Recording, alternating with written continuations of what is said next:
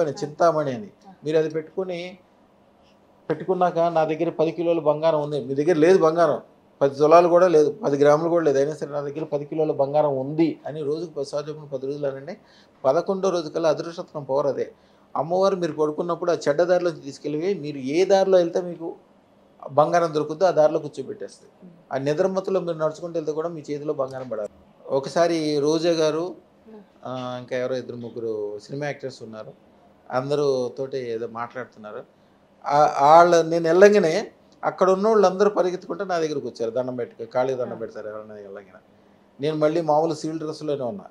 ఈ ఇంత ఇవన్నీ లేకుండా అందరూ గుర్తుపట్టి వస్తే వాళ్ళందరూ ఆశ్చర్యపోయారు ఏంటి ఇట్లా అని. మన దగ్గరకు వచ్చినోళ్ళు స్థాయి చిన్నప్పటికీ తర్వాత మళ్ళీ హై లెవెల్లోకి వెళ్ళిపోతారు. ఎయిర్‌పోర్ట్‌లోకి వెళ్తే ఎప్పుడు వెళ్ళినా కూడా నాకు సెపరేట్ ద్వారం గుండా తీసుకెళ్తారు. ఎందుకంటే మొత్తం నేను ఎక్కడికి వెళ్తే అక్కడ బీడు అంటే జనం అంతా చేరుకుంటారు. వాళ్ళు అంతకుముందు ఏరోప్లేన్ జీవితంలో చూడలోను కూడా ఏరోప్లేన్‌లోనే ప్రయాణం చేస్తారు మా శిష్యులందరూ. అంతే అంతే. నేను ఇందాక చెప్పాను చూసారా అది ఆ ఫరం కూడా ఎక్కడ ఉంటుందో. ఆయన నా దగ్గరికి వచ్చినప్పుడు నెలకు ₹1000 అద్దెంట్లో ఉండేవాడు. ఈ రోజున 120 ఎకరాల్లో ఆయన చేసే ప్రాజెక్టు అన్నీ 45 అంతస్తుల బిల్డింగులు అన్నీ ₹100,00,00,000.